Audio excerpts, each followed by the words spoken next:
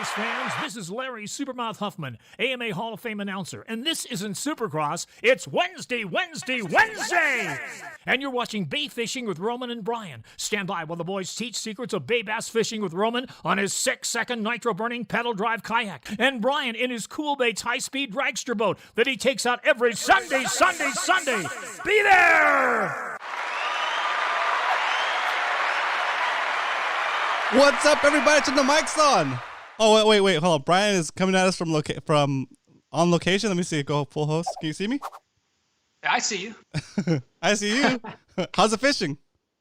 Good, man. A-rig's biting. You know where I'm at? Can you tell? Everybody knows this spot. What's this? Where's he at? Where's he at, bro? In the chat. Does anybody know exactly my location? That's so funny. Bring up. All right, let me switch backgrounds here. That's so funny. What's up, everybody? Hope you're having a good day. It's Wednesday. It's hump day. Halfway through the week. Hope you guys have been productive at work. But let's not talk about work. Just talk about fishing. Work? What's that? Don't bring up the W word. This is summertime. That's so funny. Yeah. Okay, so welcome, Mission everybody. Bay, Welcome. You're right. That's exactly where that's at. Correct, man. You guys know your Mission Bay. All right, I'm just some shout outs. Let's see what we have here. Hubs, yep. Cast Queens and got it exactly right. Love that spot. You know why I love that spot, Roman? Because there's always a cast of shade right there. Oh yeah. Always seems like that's one of the go-to spots. Like when you're like, where should I go? Oh, I'm gonna go over by the Hubs at SeaWorld by the bridge. Very cool. What up, Steven? Welcome to the show, Steven Bunn. Are you new here, Steven? If you are, say first timer in the chat, and everybody will say what up, and welcome you to the community. Cool. Okay, so shout outs real quick. Sorry. We got Salty Slayer in the house. What up? Welcome back. Fishy Visions. What's up? Are you new to the show? Welcome if you are. If you're new to the show, type in all caps. First timer. I see Eric the Judge Steven in the house. Bit. Is this music? No mas. It's the music, no mas. It's funny. Zach Bit. What up, Zach? Welcome back. Stingray07. Welcome back. Brian likes to fish. Hello. Leonard in the house. What up, Leonard? Thanks for helping me mod today. Also, Salty Dangler. Thanks for helping me mod today. Welcome. Mark G in the house. Mark, what up? I responded to your message, Mark, just before the show, so go check it out when you have time. Very cool, very cool. Hey, Mark, your secret. Okay, very cool. Ralph Aguirre. Ralph, welcome to the show. Yahoo, Bit. What's up, Ralph? Doug Rubin, that's why you're in the house. What up, Doug? Welcome back. Yo, what's going on, everyone? Bit. Doug, are you out in your garage right now like me? Yeah, sure he is. Cast Queen in the house. What up, Cast Queen? Welcome back. Always happy to have you back. Bit. I see Mark G. I got Mark already. I got Dario in the house. What up, Dario? Welcome back. Dave Rage. What's up, everybody? Very nice. Dan. Greetings from Massachusetts. A big black bear walked out of the woods near the motocross track and watched as I drove by. I then crossed the trail and went into someone's yard. Dang. Wow. That's crazy. That's I mean, those motocross bikes are so loud you can hear them a mile away. I'm surprised that there's any wildlife within miles of that place. Yeah, unless the wildlife is a motocross fan. You know, maybe the bear just likes motocross. I think it's a hot dog fan, probably. Yeah, that's right. Motocross hot dogs. Yeah. How's anyone ever caught a spotty on a lipless crankbait? Yes, I have. It's really fun. Lipless crankbait is good because you get it down deep enough. Dude, that's a bait I haven't had much time on. Fun, I can't recall catching one on that. It's fun. I know that was when we were selecting lures to fish. That was my one I wanted to get better at. It's got a good feedback on it. Yeah. Okay, so you can feel the vibration. Next week, I'm shipping my kids off to camp. Oh, no kids for the week. Nice. Do what you want, Mark. Okay, I see you. Tall TB Metal Art in the house outfitting the Scout. Ooh, did you get a Scout? What? Very cool. What's a Scout? I think it's like an inflatable boat. That's what it's like between a kayak and a boat, I think. That's but you can put a motor on it. Keep that thing in your trunk or your car and pull over wherever. Yep. Okay, cool. I see Dave Rage in the house. We got Dave already. Yeah, we got Dave. We got We got Captain Dan. Oh, Vanity Crooks is back. What up? Welcome back to the show. I have a few time, especially when the bait. Okay, cool. Very cool. Very cool. Do I get everybody so far? Mr. Roy is here. What up, Roy? Welcome back to the show. Bit. Oscar in the house. 636. Oscar 636. Very nice. Our local San Diego Oscar. We got. Salty's like the race gas though. It smells so good. Oh, back in the day when it was two-stroke bikes. Oh, that smell of two-stroke was. I love Oh, it. Doug says Doug said he got his flag. Nice. I was worried about that, Doug. I was worried about it. You got it. That's good. I put it. I stuffed them in the mailbox that was supposed to be for envelopes only, but they fit because the post office is already closed. But they fit. You know, so if they fit, they fit. You know, it's already paid for. So my flag arrived too, says Mark G. Very cool. All right. Stephen Bunn, long-time listener. Just don't say much, but I'm learning a big time. Oh, very cool, Steven. Oh, awesome. Steven, hey, Steve, what's up? That's awesome. I'm so excited and stoked that you decided to comment. So this is very cool. I know we have like a lot of people that watch the replay, and because we'll have like 45, 20 to 40 people live, and then the videos end up getting like close to 200 views after the fact. So if you do watch the replay, thanks for watching, of course, and feel free to leave a comment if you have a question. We'll always come back to these questions and address them in the next episode. And I have a little bit more information for those of you guys watching the replay, which we'll go over a little bit later. So just keep watching. Yeah, Steven, if you have questions, put them in there. We and Roman will try to answer them. So it sounds like you're learning. Awesome. Thanks for watching the show. Very cool. Roger Stern in the house. DFA. What up, dude? Welcome back. Vina fishing tonight. Ooh, very cool. Ordering mine today. Dario, what? Dario, spottyrepublic.com. I'll take you right to the link for that flag. Got my Mad Max stickers today. Boom. Bam. I'm on point with the shipping this week. All right.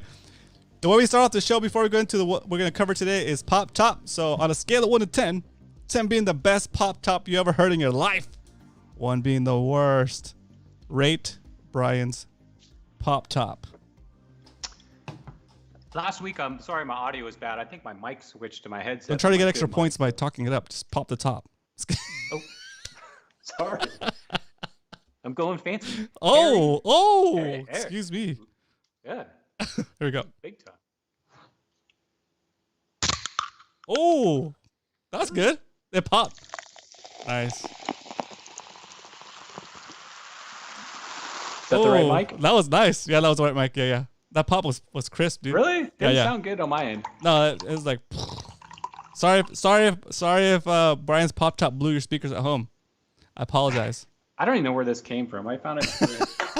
At least it still had gas. Yeah. Okay, cool. I see letters cracking up. Salty Slayer says 10. Eric says 9.2065. Very nice. Dan gives you a 10. Ralph Gary, what's up, Ralph? Welcome back. Give you a 10. Cast Queen 6.5. What's up, Garrett? Salty Dangler at 9.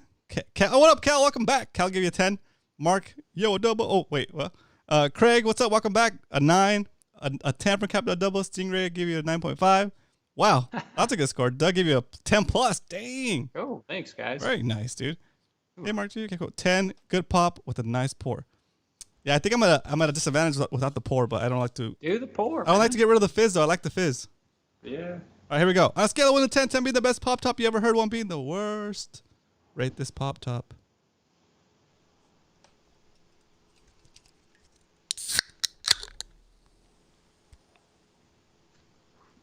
That was like a sloppy pop, dude.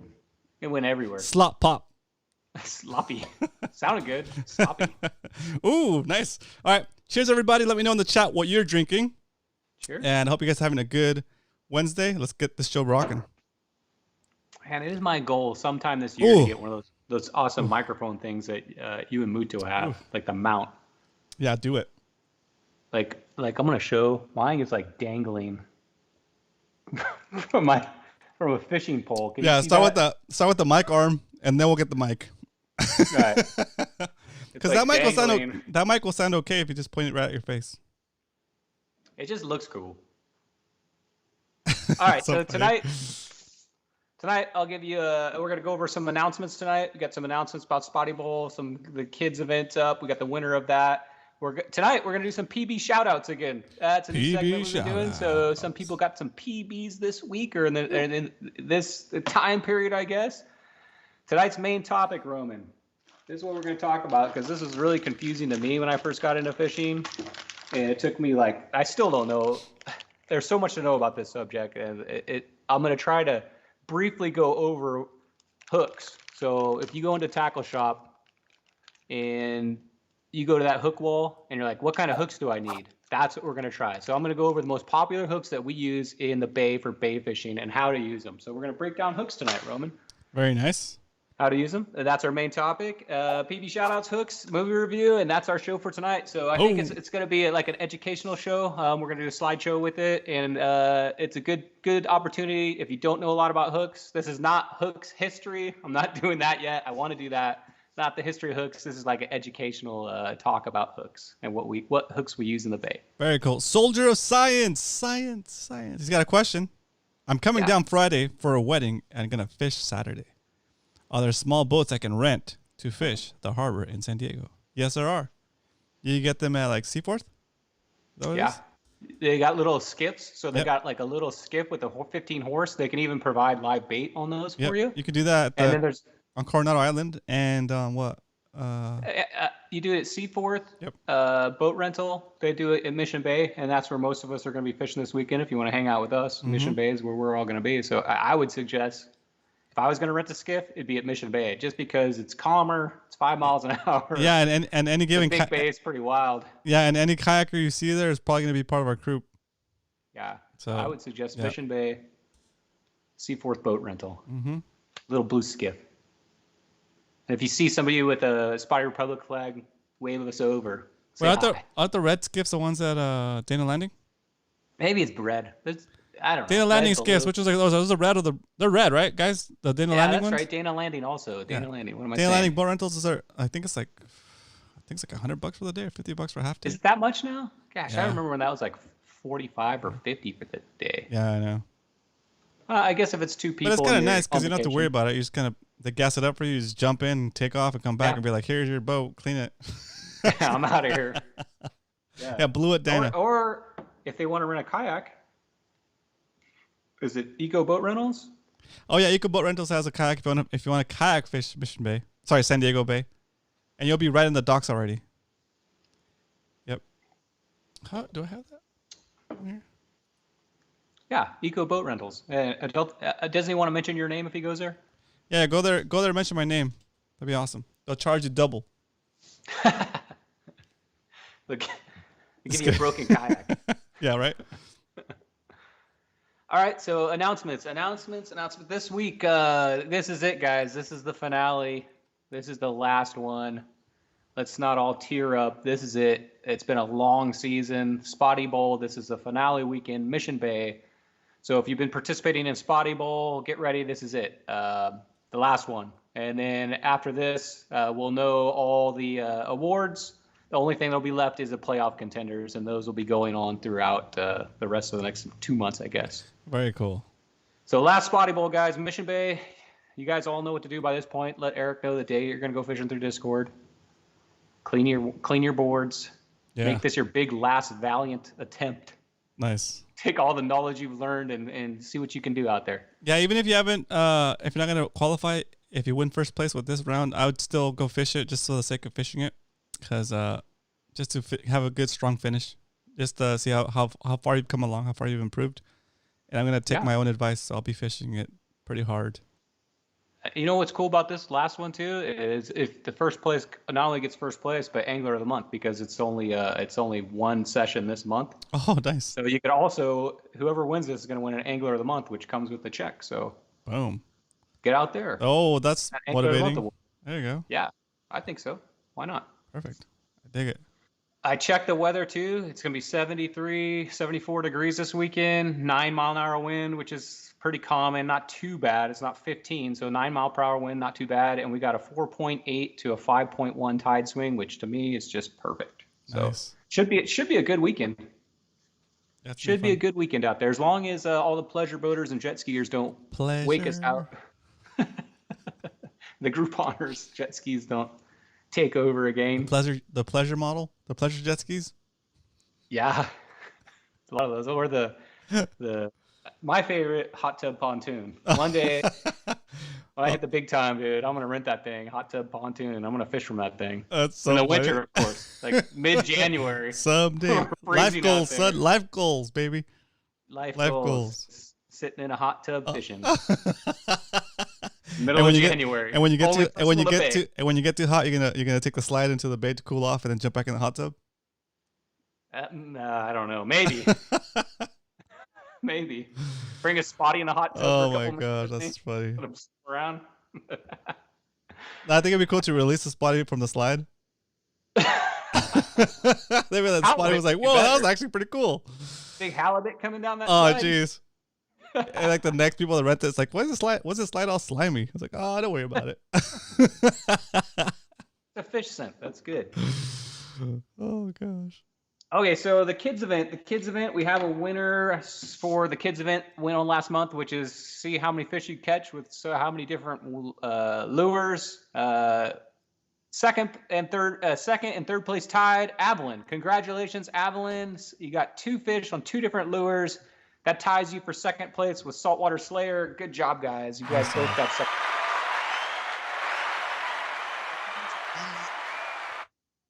Amir, who pretty much dominated this. I don't know how he did this, but man, you really put in the time, Amir. Amir caught 15 fish in the bay with 15 different lures. That is awesome, Amir. That's awesome. First place, you took first place by far. Good job, Amir. Super cool. Congratulations. Nice job, Amir. Woo! Good job, Amir. Okay, go ahead.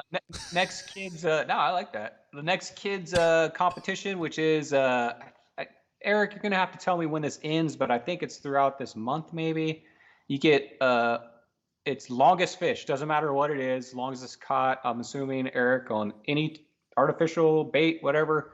It's the longest fish you can catch. 1 point per inch. Winner takes all. Kids category. So. I don't know how close the race is for the Spotty Bowl Kids Champion of the World, but whoever the kid is that wins that gets a trophy made from TB Metal Art. What? TB That's Metal Art awesome. Spotty.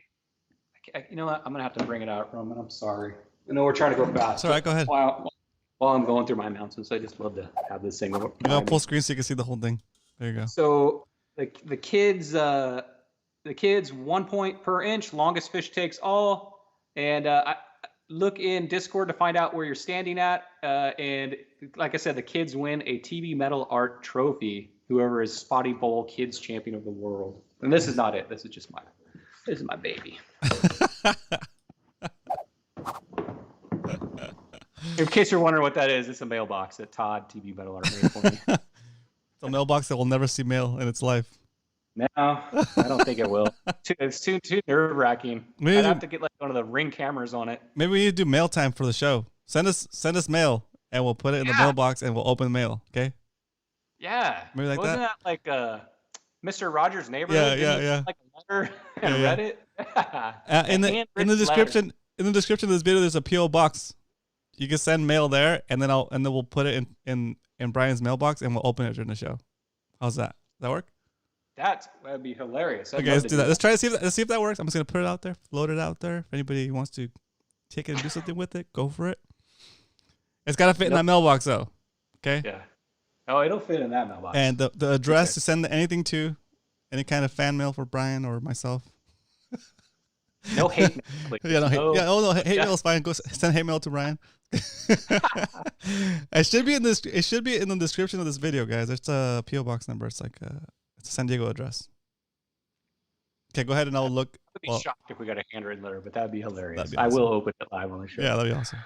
Okay, so that's the kids event. Head count. So you want to talk about the head count, Roman? Yes, head count. So this is for Spotty Bowl at the final day. We're also gonna have like an award ceremony, make it all awesome and stuff. And I want to get you guys food. So we're trying to figure out how many people are gonna go. And so Brian started a thread within the Spotty Bowl Discord server, and it's a little bit it's not easy to find, but it's in the It's the bottom one of the tournament info. It's the bottom of the list of the tournament info list. It says August 28th, RSVP Spotty Bowl Awards Banquet. Okay. So if you're coming, we need to know that you're coming so we know how much food to get. Okay. And if you're bringing somebody else with you, that's fine. Just let us know how many people are coming.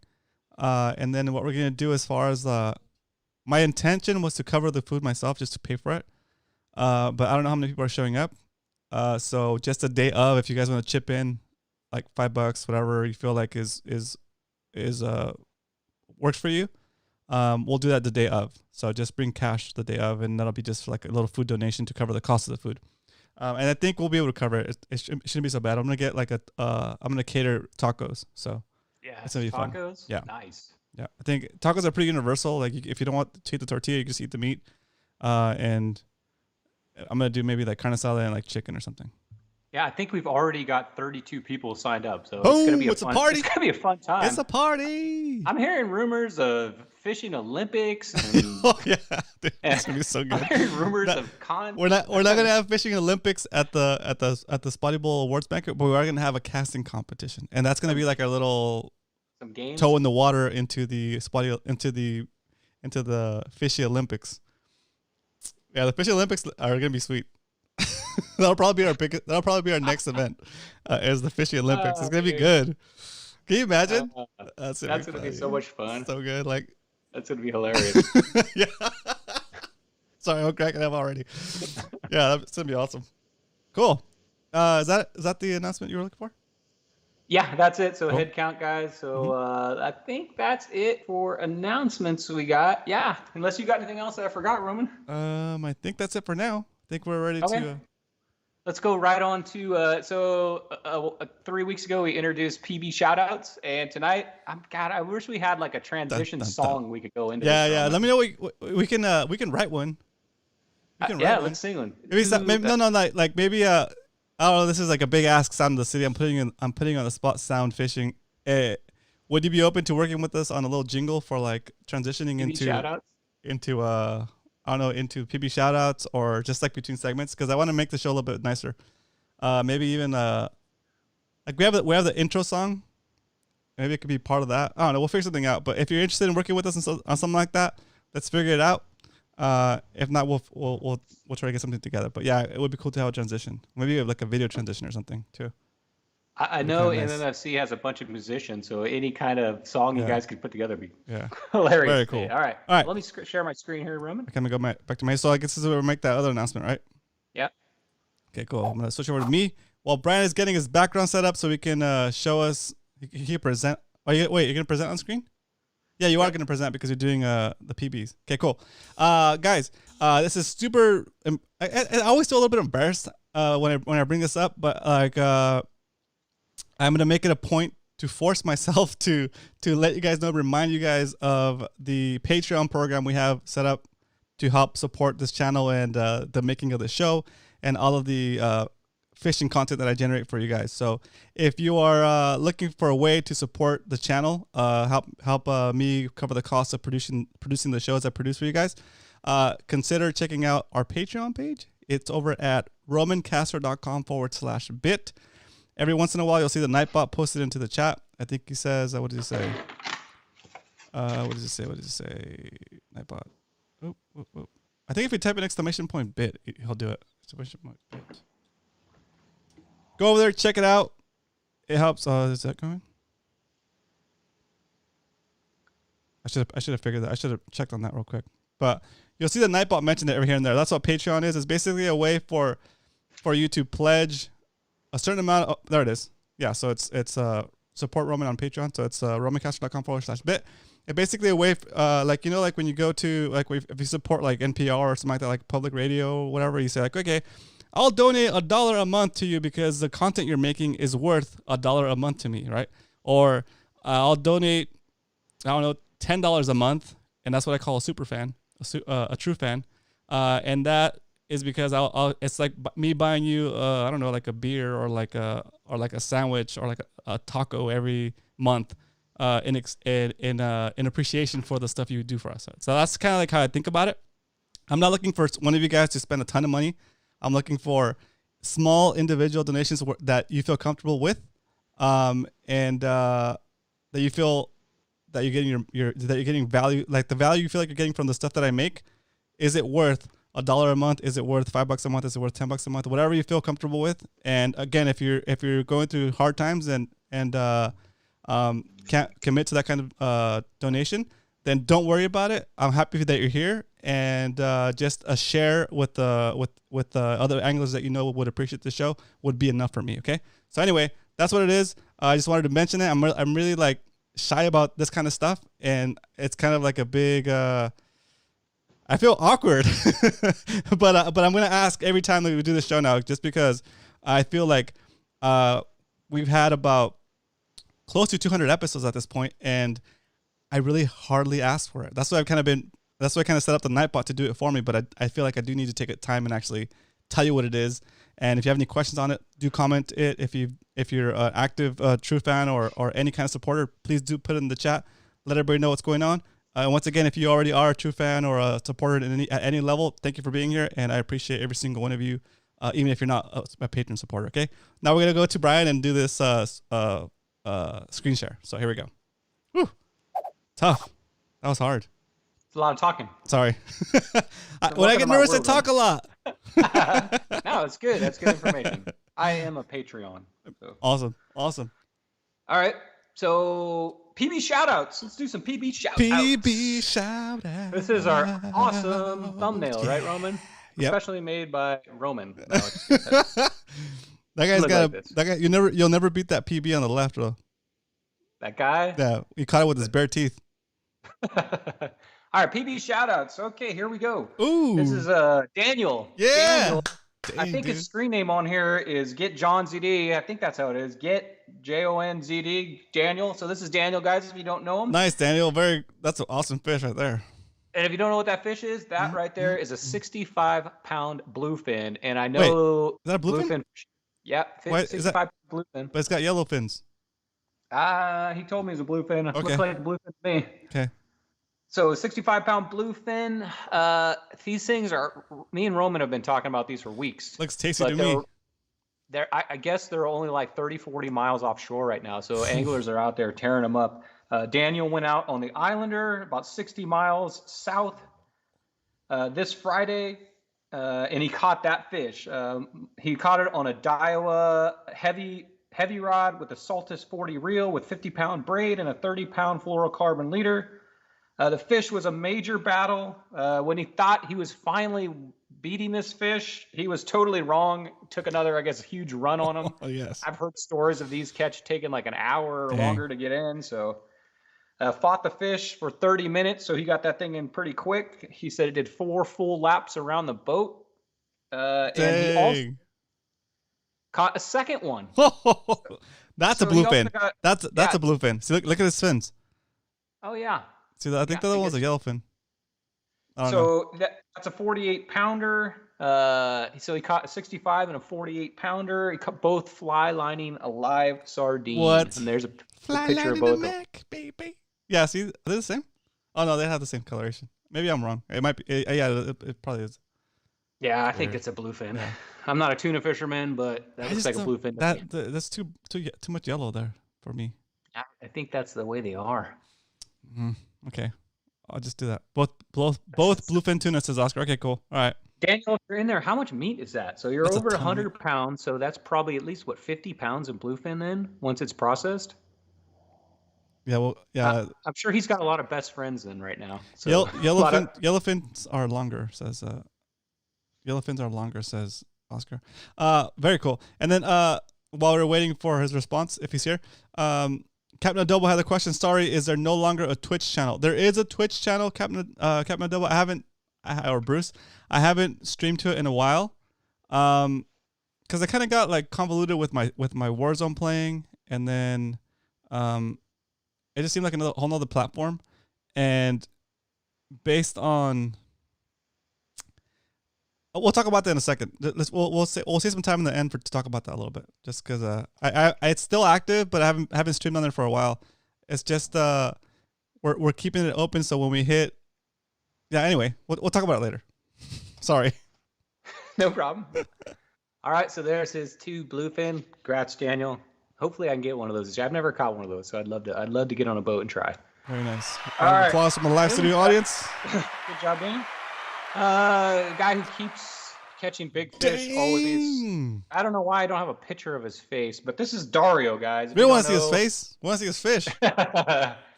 He's wearing some kind of Adidas exercise pants. Good for you, Dario. Get it. Dario. So Dario was out on Friday night with the group, it sounds like. In his comfy pants. This is his PB sand bass, 21-inch for just over 4 pounds, 4.02 pounds, sorry. He got it at the bait barge Friday night with the group on a slug rigged with it looks like an owner sled head. Well, and he caught it on a Shimano SLX and a loose speed stick. Man, that is a budget combo, dude. Yeah, nice, dude. I can't say enough about those SLXs. I think I own 3 or 4, maybe 5 of those things. Those are for $99, man. Those things get it done. Cal said yoga pants. that's you, Cal. I refer to. Yeah, so 30-pound braid, 20-pound fluorocarbon leader, and that thing right there, 4 pounds, 4.02 pounds. Dude. Congratulations, Dario. That's cool, Dario. Nice Very sand cool. bass. Glad you got that on the outing too. Last PB shout out is Alex N. He just takes a basic picture of his fish on the beach. So Alex, boom. He Is caught that bonefish? This is his PB striper bass from shore. Yeah. And Alex is out there. He's participating. He got 2 PBs. Wait, but where's striped bass? Where's striped bass in San Diego? There's one right there. He caught this at Torrey Pines. What? That's awesome. I've never seen one caught here in San Diego. I mean, I've heard rumors.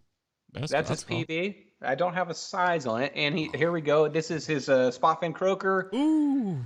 That's his PB. Looks like he was fishing the King of the Beach tournament. So hopefully that got you a good placement in there. That looks like a pretty big croaker. So he was fishing ultralight trout gear.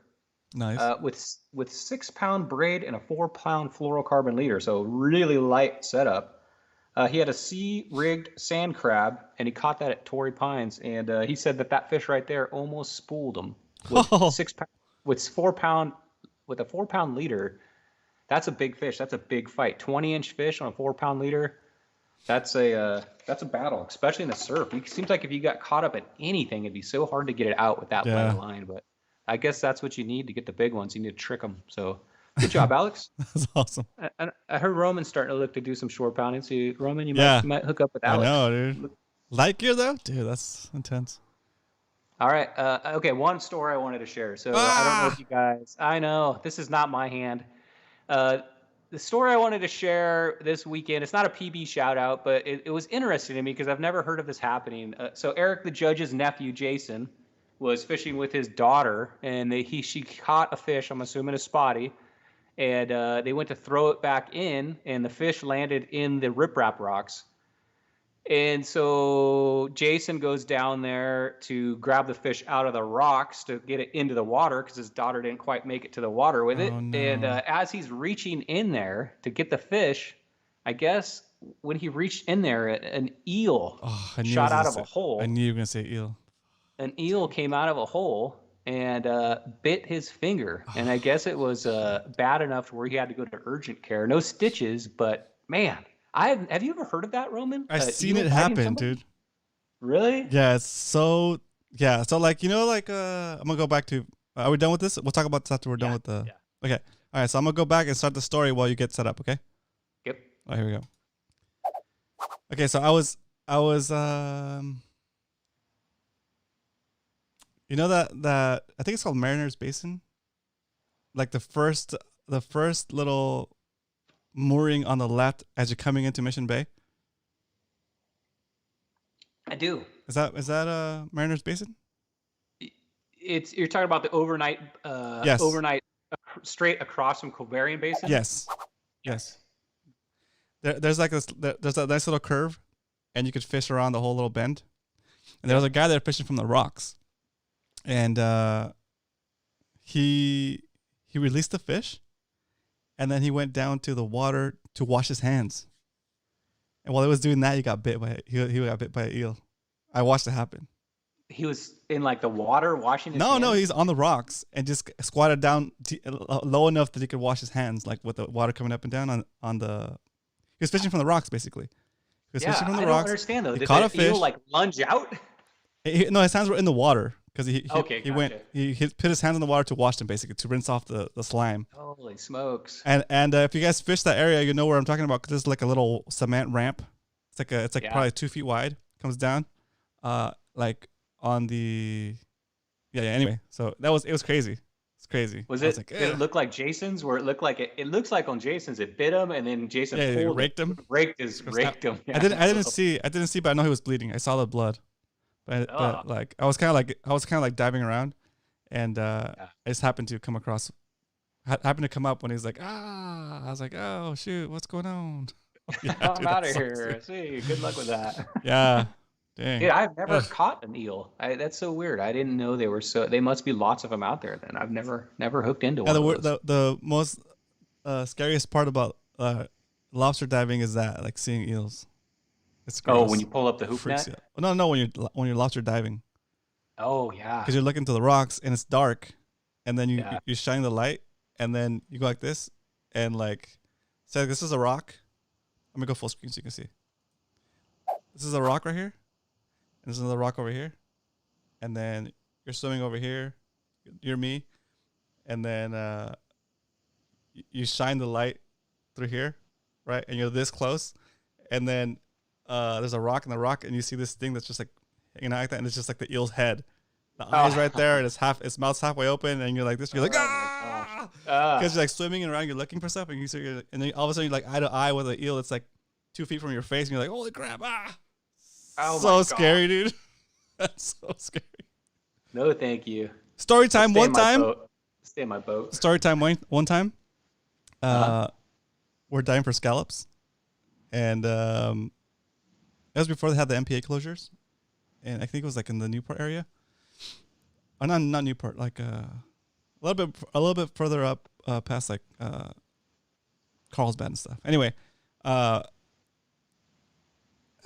forget what the beach is called, but it's closed now for fishing. But it was like we did a big run before they actually closed it with the MPAs, and I was down like at 25 feet, and there's this really nice scallop on this like little rock wall, right?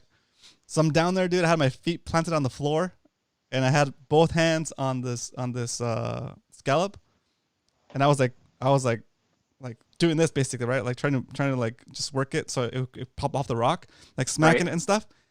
And then like it's like during the day too. I'm fixated on this thing like this really close, and then the dive mask is like this, right? So you can't really look past your hand. So like your field of view is like right here, right? So I'm doing this, yanking on this thing, and I see something in my field of view like come in, and by that time it's already too late. It's like right there, right in your face. And it was like basically that scallop was right next to a hole in the wall where the eel lived, and like it came out to see what the hell was like happening, because I was like shaking its house basically, right? And it came out, and it was just kind of like it just creeped into my field of view, and I was like, I just took off. Yeah, dude, it's so scary. That's like a horror movie, dude. Yeah. That's crazy. Too bad you didn't have that on GoPro. That would have been. Yeah, that's. No, thank you, dude. I don't like snakes, and I don't like eels. Yeah, snake and eel is the worst. All right, so let's move on to our main subject tonight, which is talking about hooks. Hopefully, this is like I said, like hopefully this will give you some education on hooks that we use in the bay. Obviously, I can't go over every hook out there, but like maybe like our top 5, I think I have planned on hooks. All right. And how to identify hooks and sizes and stuff like that on there. So let me go back to screen share, Roman. All right, guys, I want to remind you, if you're watching the replay, we're starting something new. I think it's going to be a good thing for us. I want you, the replay watcher, to leave a comment at any point during the video where you feel that you've gained some kind of knowledge. You feel it's like a highlight of today's episode, or any episode that you decide to rewatch. In the comments, not just one. Whenever you feel like you've learned something, or you feel like it's worth sharing that one piece, do me a favor. All you got to do is, in the comment, put in the time when it happened. So if it happened 20 minutes into the show, you put 20:00, and then a space, and then what was cool about it to you, right? If it happened like some episodes go more than an hour. So if it happened like an hour and 5 minutes into the show, you could put in 1:005. Sorry, 1:05:00. So basically the hour, right? Space and what you thought was cool about it or what was interesting about it, right? And then I can go back later. And what I want to do is kind of go back later and make like TikToks or shorts of those parts of the show that matter to you, right? Because I think that'd be cool to share those with other people that maybe aren't familiar with the show, and give them an idea of what the show's about and the value they could be getting by watching the show. So if you could do that for me, please, that would be fantastic. Okay, ready? Yes. I forgot. I'm not gonna do the screen share because I was gonna do something. Oh. Sorry. All right, here we go. Hey, Dink. What up, Tyler? Welcome back. Okay, so if you guys have ever watched this show before, hopefully you have many times. I always like to start with a basic foundation. So I know this is kind of basic knowledge to a lot of you guys, but there may be somebody out there that may not know this. So that I always like to start at like ground zero. Boom. So I'm going to start out with explaining the different parts of a hook. So you know exactly what parts. When I mention something about a hook, you know what part I'm talking about. So here we go. I've got a drawing. I like this. This right here is a J hook, and I'm going to go over the parts of a hook. So this is pretty easy. This right up here is the eye. Is that showing up good, Roman? Yeah. Before you keep going, yes. You point to the part, and the chat has to guess what it's called, and then we'll give them the answer. That sounds fun. Okay, let's do it. All right. So I give up the first one. That's the eye. So that's obviously where your line hooks up. It's a round circle right here. What is the name of this long part right here? Let's see who can get that. Yeah, who can put that in the chat first? The part that connects down the bottom of the eye. There's about 7 parts on here. Yep, Tyler. Do you see who got it first? Let's see. Tyler's got it right. Yeah, Tyler. Yep. It is the shank, not the kind of prison shank, but a hook. A hook shank. So that is that part right there. So you have the eye. We'll do this for Brian. Down. Nice joke. That is the shank. That's what we're going to refer to that as. Okay. After the shank, what do we call this part right here? It's the U-shaped portion of the hook. It's a pretty obvious name, but what is this called? It's not the hook.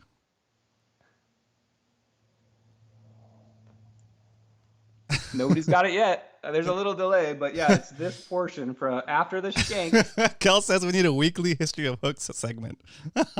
Cal, the history of hooks is the curvy part. Right, salty dangler. The curvy salty part. Dangler. That's a good one. Curvy part, yeah. Salty dangler gets it with the bend. The bend. So you've got eye, shank, bend. Okay, here's a little bit harder one. Mm-hmm. What do you call between this part and the shank? And I'm going to tell you what this part is, but I don't want to give that away. But what do you call the distance right between here? Oh, look at these guys. 2 words. I like it. Okay, Oscar got it. As far as I can see, Oscar and Dave and Craig, everybody's got that one. So I wasn't sure, but I was going to guess gap. Right? Yeah. Okay, cool. Gap, or sometimes it's called, I don't know if it's in Canada, but it's called a gape or a gap. Okay. In America, I think it's called a gap. America. I don't know if it's called gap. A gape. Yep, gap. If it was a gape, it would have an E at the end, bro. Right. E makes the vowel say its name. I think that's a Canadian thing. Okay. This is a little bit harder one. Okay. What do you call the distance from here down to the bottom of the bend? Ooh. Like from here, this distance right here. Dang. A little harder one. That's a good one. I don't know that one. This is cool. I'd be surprised if somebody gets it. I did not know this until I researched this. Yeah, that's a hard one. I knew these, but I did not know this. Length? No, it's not the length. Let's see how fast they are on Google. The spike? It's actually, I'm gonna draw what it is. It's from here to here, and it is called the throat. Oh, that's a good one. That's totally random. Yeah, the throat. Someone said throat earlier, but it was for a different part. Okay, well, that's that portion right there. Okay, obviously, get ready, Saltwater Slayer. Put in your answer now. What is that right there? I think he's put that down like 3 times. What is this portion right here? Even a broken clock is right twice a day, right? Well, the fork. Yeah, you got it. There you go, Saltwater Slayer. Pulled it out. Slayed it. So you got a barb right there. And then there's one last part of this, which is the very tip. What do you call that? The lip piercer, says Eric. Yeah. You could call it that. It's a good nickname, but the we're point? talking about right there. It's a pretty easy name. The no-no area, There we go. says Salty. Anglers got it. The points. So those are all the terms of the parts of the hook. So now you know when somebody's saying, is it a large gap? Is it a long shank? The pokey thing. The ouchie spot. The danger zone. Oh, these are awesome. Exactly. So now when somebody's talking to you about a hook, hold on, my chat. That's true. It's true. If somebody talks to you about, now you're talking about a hook, you can sound all like legit. Yeah. So there's gonna be a pop quiz on this later. No, I'm just kidding. Ooh. But all right. So now you know all the parts of the hook. So now we can start talking about hooks. Don't you think? Yep. Everybody's got that down. Very all right. Cool. So now I'm gonna go to screen share. Knowledge earned. Knowledge bonus. You just leveled up. Just leveled up your fishing skills right there.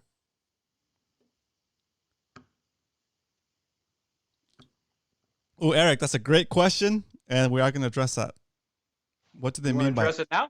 What do they mean by aughts? Now let's keep it going, and we'll get an answer during the presentation. Get to that. Oh, yeah. Great question. Thank you for asking that, and we are going to get that.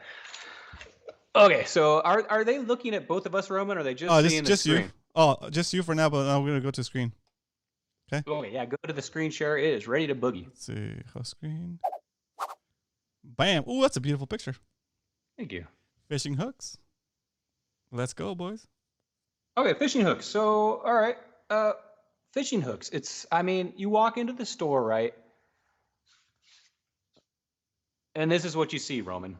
And to a beginner fisherman or even the experienced fisherman, you know you're going out fishing and you look at this and you're like, okay, what kind of hooks am I going to get? And remember, this show's about bay fishing, so I'm primarily talking about the hooks that we're going to be using in San Diego, Mission Bay. And so first thing you got to determine is, okay, what kind of fish am I going to be getting? You got to determine if you're going to go for spotties, you're going to go for topwater fish, you're going to determine what kind of fish. That's going to have a lot to do. That's going to have a lot to do with what kind of hook. You got to sit here and think about what kind of fish. I'm going to have to go through your slides before the show, man. Why? What's wrong with that? We might have permission to use those photos. And in your mind, you're thinking, okay, I've got a pile of hooks in my tackle box. Everybody's got that big wad of miscellaneous hooks. I'll just use those. Well, if you do that without preparing what type of fish you're going to catch with what type of hook, your percentages are probably going to go way down, because a hook means a lot, especially on a presentation bait. So you want to use the right hook for the right bait. Even if it's live bait, cut bait, artificial bait, whatever you're using, the advantage of using the correct hook it makes your percentage of catching a fish, landing a fish much higher. So don't think just because you have a hook, that's the right hook. Okay, here you go, Eric. So hooks come in different sizes, and it's kind of confusing. I know there's a number, and then there's an aught. Yep. So I'm going to describe this. Hopefully you guys can see this. Can you see my mouse on there, Roman? Yeah. Okay, so when you're talking numbers, when you look on top of if you're going to buy hooks, on the very top, it'll either have a number, which is just a number, or an aught, which is a number followed by a 0. And the way these work is, in the number 1 is the biggest of that hook. So let's say you're looking for a owner circle hook, and you see a 1-aught. That is the biggest of that type of hook. Not a 1-aught, a 1. Sorry, a 1. Yep. A number 1 of an owner circle hook, say, that is the biggest. And when it's numbers, the larger the number, the smaller the hook. So 8 in this series would be the smallest. So is that like wire gauge? Because wire No, gauge... that's actually the size of the hook. Right, so cool. We're talking just the size of the hook. Okay, cool. And then once you get to that 1, and these are most of your freshwater hooks. If you're going freshwater fishing, most of the hooks are in number sizes. But when you start going after a little bigger game or a little bigger hooks, they switch from numbers to aught. And it's backwards on this. So 1-aught is the smallest hook of that series. 8-aught would be the biggest. So when you walk up to the wall and you see, okay, there's a 4-aught, you know in that series that there's 3 hooks smaller than that. You can go all the way down to a 1, depending on what hook it is, probably up to a 5 or 6. 8 is enormous. Yeah. So it's backwards on that. So when you're looking at numbers, 1's the biggest, 8 being the smallest. When you're looking at aughts, 1 is the smallest, 8 is the biggest. I don't know why they rate hooks this way, but that once it jumps from 1, it goes right to 1-aught and then all the way up.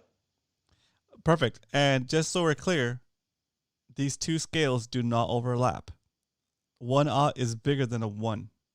Correct? Right. So, yep, right. The bigger hooks, right, when you go to 1/0, and a lot of the bay hooks that we use are in the 0 sizes, unless we're doing some finesse fishing. Some of the drop shot hooks are number hooks, not 0 hooks. And I'm going to show some of those. But hopefully that gives you an idea when you go in what you're looking at, the difference between a number hook and an 0 hook. Any questions so far, guys? Please put it in the chat on anything we've covered already. Yep. Hopefully this chart describes it pretty well. Okay, and then you got different gauges. So obviously this one on my left, this is a thin wire, and this is a thick. This would be like an 18 gauge, and this would probably be like a 15 gauge. When you're buying online, sometimes they'll say the gauge size of the hook. Usually it says something like thin wire, but if it has a good description, it'll tell you the gauge, like an 18 gauge, which is a thinner.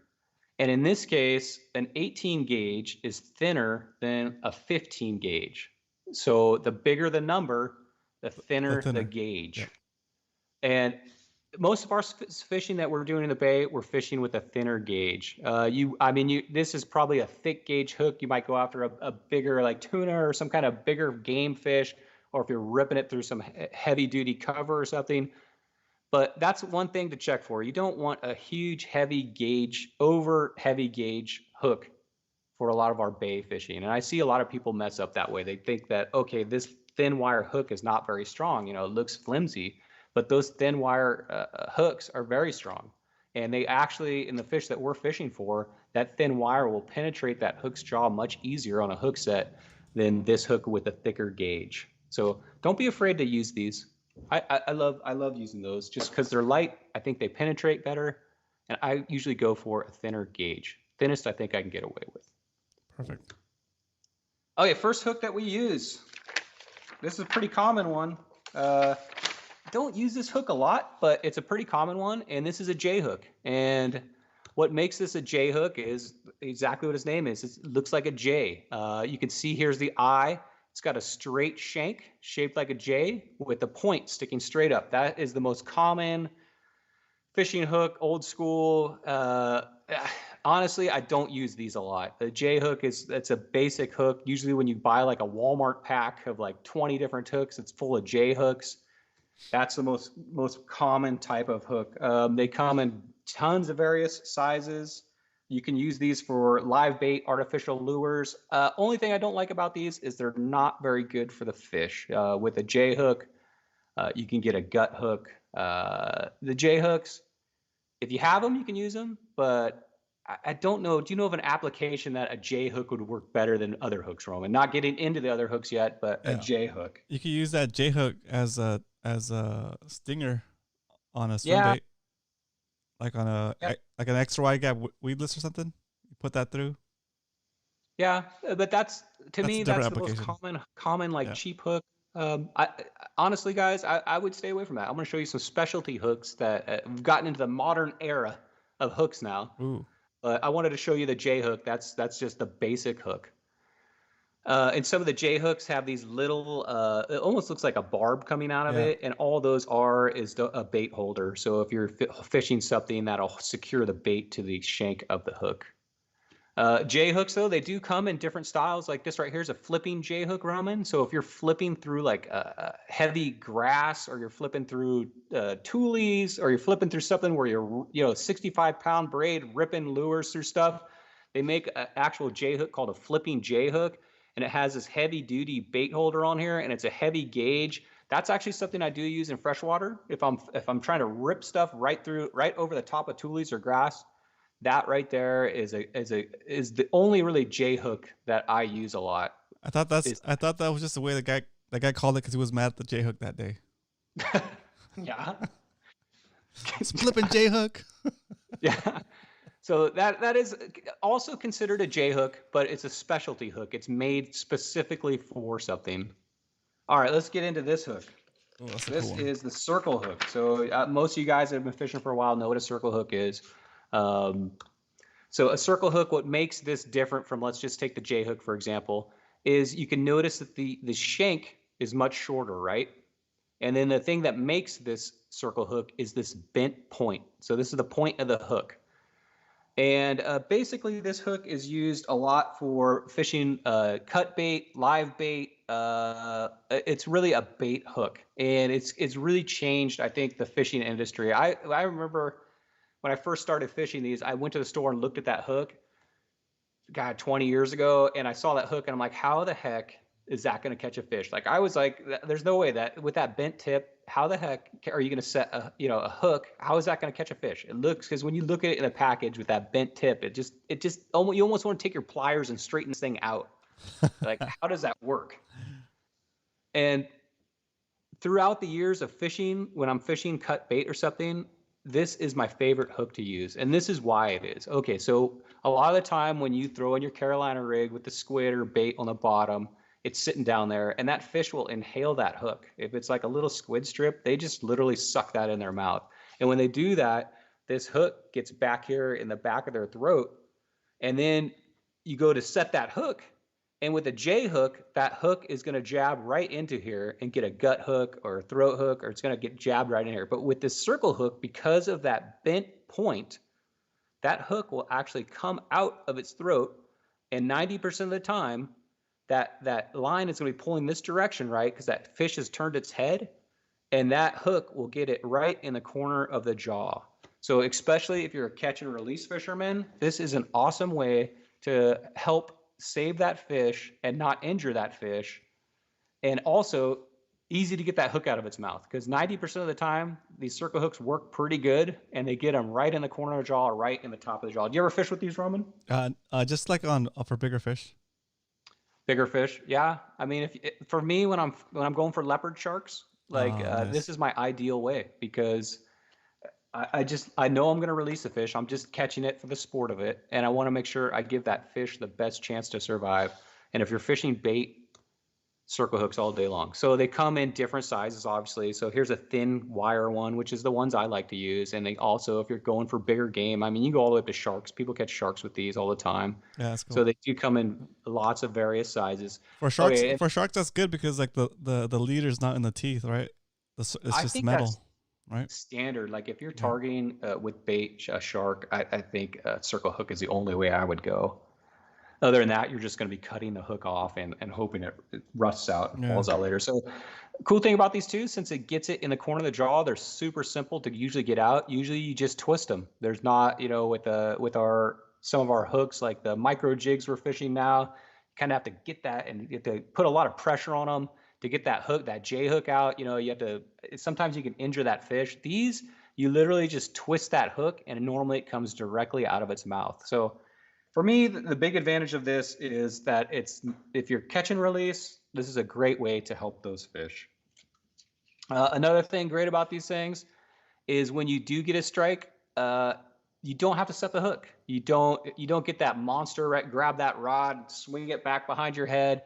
These, you literally just, when you feel the pressure, you reel down on it really hard, and that hook sets itself. So for a beginner fisherman, right when you feel the pressure, just 5 quick cranks, and that hook is set automatically. And these hooks are really hard for those fish to throw, because it usually gets them in that nice bony portion of their jaw. So that once you've hooked them, just cranking down, it really, really hugs onto those fish and stays on them. Very cool. And when you go shopping for circle hooks, first of all, we've already talked about the size. Every manufacturer kind of has its own little twist on a circle hook. You're going to get up there, you're going to see ones with different bends and angles.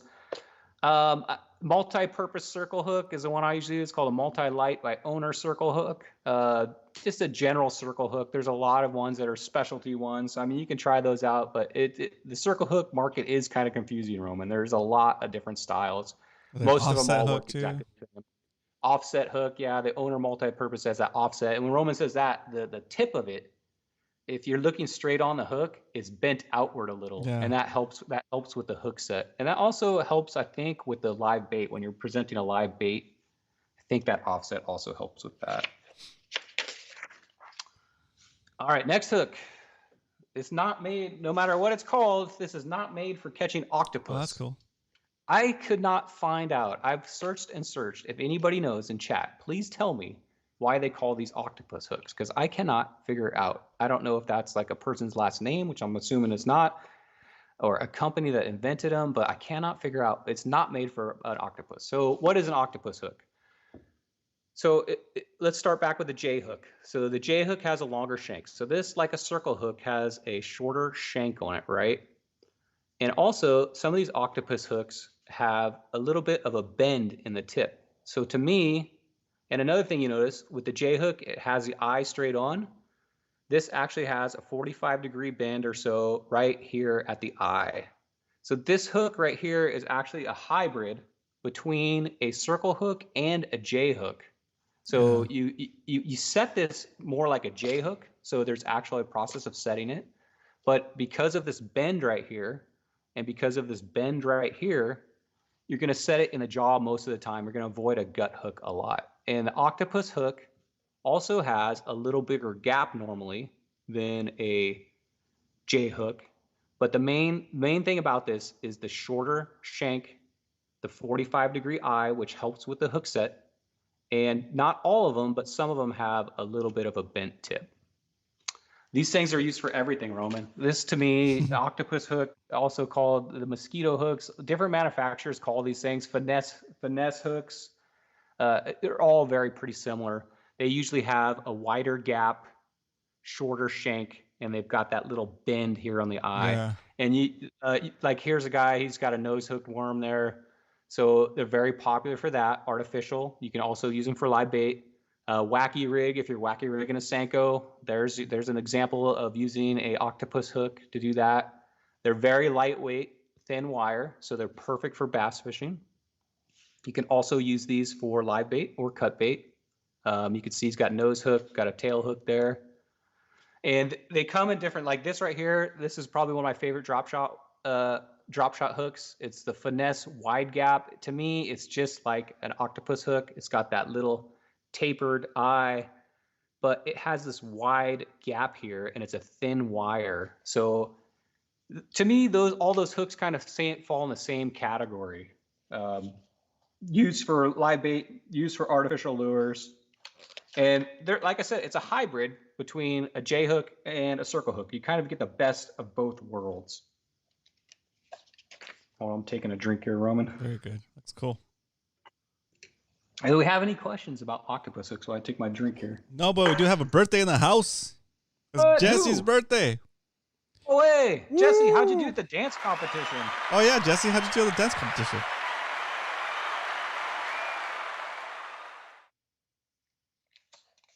Hopefully good. So that's a finesse wide gap. Here's different pictures of them. They come in red. They come in all different colors. But, I mean, the main thing when you're looking at these is that short shank and the wide gap. And they have extra wide gap. And they also come in a weedless. They've many different weedless type. This is a weed guard right here. Yep. Okay, Kale Hook. This is kind of an odd hook. What? We don't use this a lot. Yeah, it's called a Kale Hook. And different manufacturers call this a different thing, but I think that's like the name for it. It's called a Kale Hook. This is for live bait.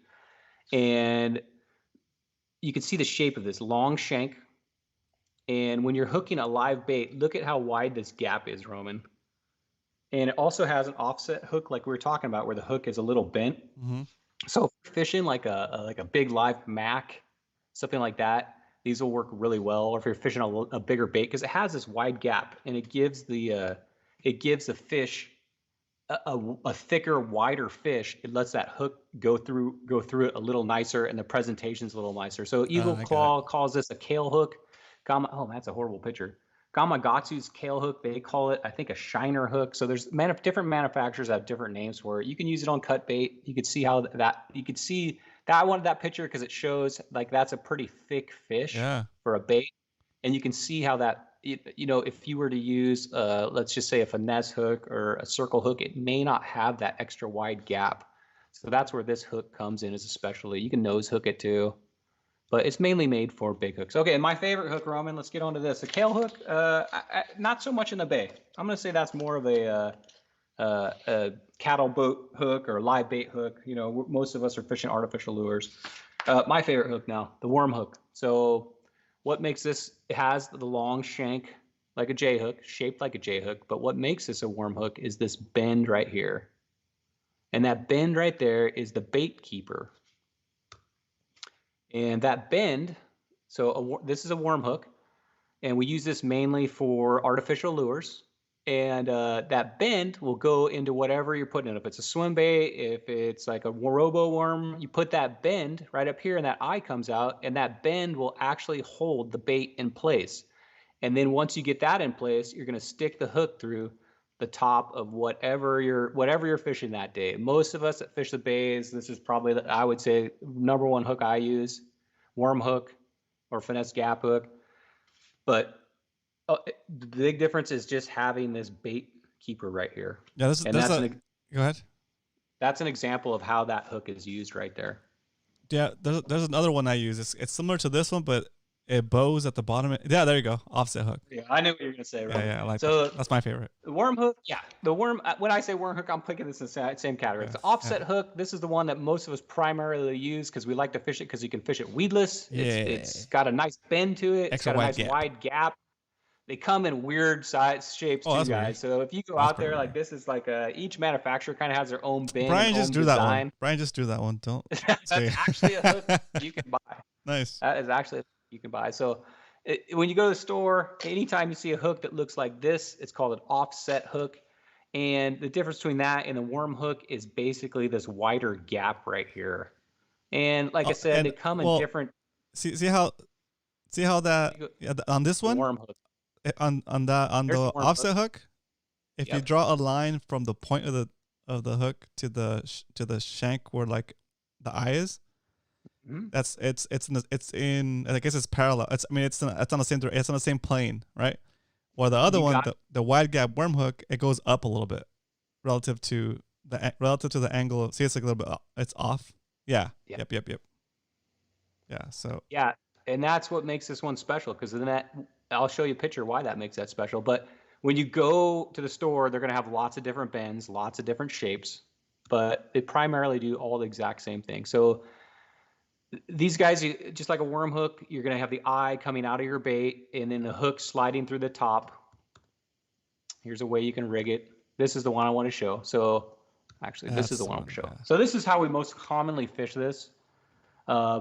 So the eye of the hook is here, it comes up through the bottom of this fluke, and then the tip of the hook basically just goes right on top of this, and you can skin hook it, which is you pull that fluke forward a little bit, push that hook down in the skin, and that makes that thing totally weedless. Also, I like to use this for a drop shot hook. Almost any type of artificial hook that I'm going to be taking through, artificial bait that I'm taking through grass or anything, I'm using the offset hook. This is a popular setup too. Oh yeah, let's get on to any questions about that, Roman. I think we're good so far. Zigzag hook. What'd you call it? Somebody mentioned the zigzag hook. Yeah. I don't know. That one has a crazy bend to it. When you go in there, there's all kinds of weird bends on it, but that's the concept behind that. Okay, and then the last one here, we got a swim bait hook. So this is a hook. I guess it's got a pretty wide gap. This is meant for like your bigger swim baits. It's got this twist lock in the front, which goes into the nose of whatever you're hooking into. And then it has this weighted, not all of them, but some of them have a weighted keel on the bottom here, which weights down your swim bait and helps that thing stick to the bottom and also helps it stay in the upright position and it keeps it going perfectly straight through the water. They come without that keel weight. This is what it looks like rigged. So this is a full body swim bait. It's meant for this, which means it has an eye, has a face, has a mouth, has everything. It's a full body swim bait. And that screw lock basically screws right into the front of this. And this picture doesn't do it justice, but this thing is pretty thick. And then that keel sits down here on the bottom, and that keeps that thing going straight and true and right through the grass. So with that, Roman, hopefully that answered a lot of questions about hooks tonight. That's cool. So when you walk into this, wherever you're shopping, because that's the hook aisle, and you can tell them, hey, I know what a 3/0 hook finesse wide gap is. You'll get a job at a bait shop if you want a part-time job. So now you know all the parts of a hook. You know the basic hooks that we use in the bay. So now when you go into a bait and tackle shop, you have an educated idea of what type of hook to use. Very cool. Nice, guys. Well, let's do a round of applause from the live studio audience. Brian, that was awesome. Very cool. Go ahead and queue up any questions if you have any questions before we start to wrap up the show. We'll address some of those questions. Anything else we have so far? Hold on, let me take off my screen share. Unless you have any more announcements. You can leave the screen share up if you want. Already put us. Okay, put us I'm screen. good. Yeah. It's off. Well done, Brian. Bravo, says Craig. Nice job. Okay, so now that I've done that, guys, would you guys want to see? We did the history of fishing line. Do you guys want to see the history of fishing hooks? Because I've been thinking about doing it for a while. I know Leonard's really into it. He's peer pressuring me into doing it, but me and Zach Riggs are. Can you guys please peer pressure Brian right now into doing the history of fishing hooks? Me and Zach Riggs have been putting something special for a history of Mission Bay. Hit me with the do it. Zach is I think co-do that show with me because Zach has been. He's not just hitting the internet. Down. Zach is like going to the library and finding information out and sending it to me. So the history of Mission Bay is going to be like a really, I think, killer episode. Zach has been getting me some awesome pictures from like back when the bay was like they're fishing in like bloomers and nice. And I mean, dude, like fishing in like suits. You know what I mean? Like way back in the 20s, dude. What up, Ralph? Welcome back. Ralph says, "Let's do it." Thanks, Zach, for helping with that, by the way. So yeah, okay, we'll do history. Well, Eric's got a question. Eric says, yes. "What kind of hook did Captain Hook use?" The hand hook. So I would say he would use a J hook. Would be my guess. So that's like a shank. Nice. We need a weekly history of hook segment, says Cal. Duckbill. Nice. I know Cal is anti-history of hooks, but that's funny. I say we do it. We'll do it. No, Cal's into it. Cal digs it. Yeah. Dang, Cal approves. Scratching. Cal approves. All right, cool. With that, I'm gonna go ahead and go into my movie review, Roman. Ooh, okay. If you're new to the show, which I hope. Well, Brian sets up his backdrop for the movie review. Guys, I want to remind you, if you enjoyed the show so far, look at that, 25 likes and 24 people watching. You guys already took care of business. You guys are awesome. So I was going to remind you to like the video if you haven't already, but you guys already did. So thank you for that. If it's your first time here or you haven't been here in a while and you haven't subscribed to this channel, please do subscribe to the channel. Every subscription helps and it's free. And you'll get the reminders that when we start the show, hit that subscribe button and that bell notification so you don't miss it. And look at that. We're at 403. Someday, our goal is to get to 1,000. It's going to be awesome. That's what we do, the live stream from the boat. That's right. Live stream from the boat. When we get to 1,000 subs, we're going to keep doing this show, guys. I enjoy doing this show. Brian enjoys doing this show. And we're going to try to keep it going as long as we can. But again, we do have to see growth. As long as we're seeing growth, we're going to keep doing the show, I think. So do help us spread the word in any way you can. So thank you for doing that. And now it's time for Brian's movie review. That's because me and Roman both like movies. We both like 80s and 90s movies. One of us really likes Jean-Claude Van Damme movies. I don't think I've reviewed one yet, but you know what? I'm going to make it my mission to watch Universal Soldier because I remember. Oh, Universal Soldier is a good one, dude. I saw it, but it's been like since it came out, whenever that was, like 92 or something. I quote that movie with my sister still. My younger sister. Really? Yeah. Universal Soldier. The scene where he's like a half man, half machine, right? And they're at a diner and he's just eating all kinds of food. And like the cook's like, are you be able to pay for that, right? And he wants to fight him basically because he's been eating a bunch of food and he hasn't paid yet. And he's like, I don't want to hurt you. I just want to eat. It's like, it's like so like when we go to the diner, like when we go to eat with my sister and like nobody's talking and she's just eating because the food's good, I'll look at her and be like, I don't want to hurt you. I just want to eat. And then she starts cracking up. Anyway, good stuff. I have watched Bloodsport recently though. Oh, nice. That's a good one. All right, so my movie reviews. This movie came out. Oh man, I didn't look at the year on this, but I know it was in the 90s. Keanu Reeves, Patrick Swayze. Oh yeah. Great movie. Basically, they get into trouble, bank robbing, but they're surfers, so they're cool. And that movie is Point Break. Yeah, that's a fun movie. Why is that not? Oh my God. Tilt it, angle it down. Yeah, there you go. Point Break. I know I printed out small. Point Break. Good movie. I think they made a newer version of this, didn't they? There's like not a part 2, but there's like a remake. Nah, don't watch the remake. Watch the original. I haven't seen the remake. The original is pretty awesome. I liked it. I saw it in the theater when it first came out. That's when Keanu Reeves was like a surfer dude. He just got out of Bill and Ted's Excellent Adventure. So it's got some funny parts in it, but it's also action. Patrick Swayze, I like him. He's always had some pretty cool action movies too. That's I'm giving cool. this 3 out of 5 max. Ooh. Point Break, pretty good movie. Okay, Very nice. this movie has a story behind it. So the very first concert I went to, the guy that stars in this movie was the first concert I saw, and I saw him at the Del Mar Fair. Oh, what? And I begged my parents to take me to see this guy because he was the guy that would like spoof songs like Michael Jackson, okay. That's Bad. Oh yeah, I know who you're talking about. And he came out with Fat, and it's one of the first CDs I got to, and I listened to it to death. And a lifetime dream of mine happened. I was in Legoland, and believe it or not, I was wearing a Weird Al Yankovic concert T-shirt, and I hear "nice T-shirt," and Weird Al Yankovic is standing right next to me, and What? the guy at Legoland, and the guy was totally cool. He literally sat there and let me talk to him for about 5 or 10 Oh, minutes, my. just reminiscing, talking to him, just small talking. But Weird Al Yankovic is a cool dude.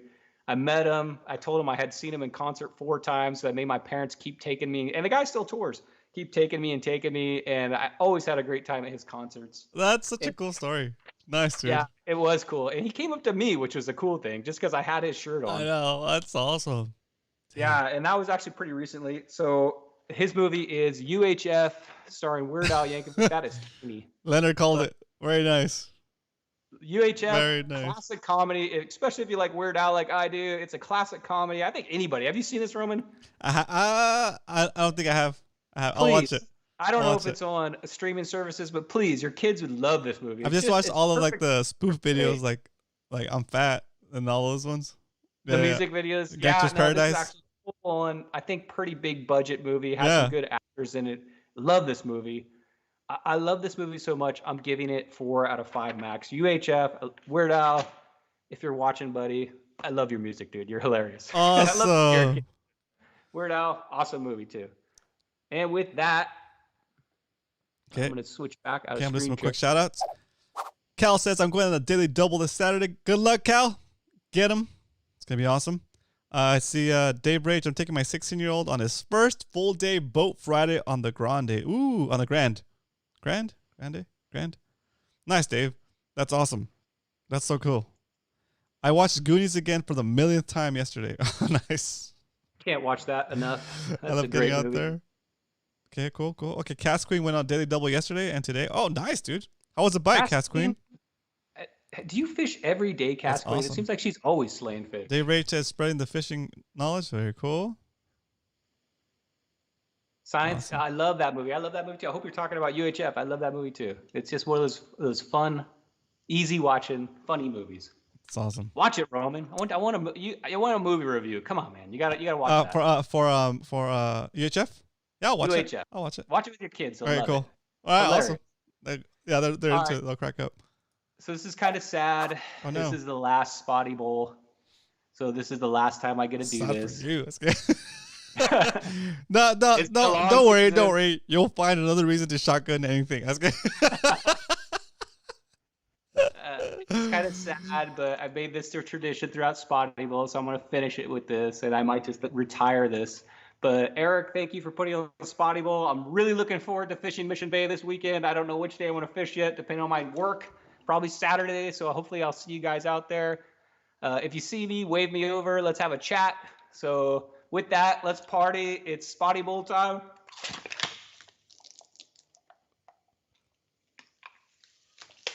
Oh, that's hard to get down. This weekend, I'm going to get out there. I'm going to snag some grass. I'm going to catch some bass. I'll see you guys on Mission Bay later. Woo! Take it out, Brian, with the round of applause from the live studio audience. Thanks again, Brian, for setting up this awesome segments and awesome show with the history of hooks. We'll be back with some more knowledge next week. I guess next week we're doing the report for the final day of Spotty Bowl, so it's gonna be awesome. If you guys noticed, Brian's wearing a sweet MMFC shirt, all that stuff, including the Spotty Republic flag and Grumpy Spotty shirts and Mad Max shirts and Halibut shirts. are available at shop.romancastro.com. And again, all that stuff goes towards contributing to the show as well. Pretty much that's it, guys. Muto is doing a show tomorrow. Submission Fishing Co. He's in the chat. Give him a follow, give him a sub. He's doing a show similar to this where he talks to the chat and talks about fishing. If you guys will go check him out, give him a shot.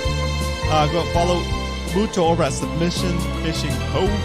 There you go. So that's the handoff to Muto. And I'll be back here on Monday for fishing reports and kind of hanging out, talking about fishing too. Tuesday, I'm not sure if I'm going to do anything yet. I'll let you know on Monday. And then Wednesday, again, we'll be back here with Brian for Bay Fishing with Roman and Brian. Other than that, have a good night. I hope you guys enjoyed the show. And good luck Saturday or Friday or Sunday, whichever day you decide to go fishing. Yeah, I'm really looking forward to it because, again, if you win this week, you could be Angler of the Month as well. So good luck. Fish hard. And if you're not catching fish, fish harder, says Leonard. Fish harder, boys. All right, guys. Thanks again for hanging out. I'll see you guys on Monday. And good luck this weekend. So, peace.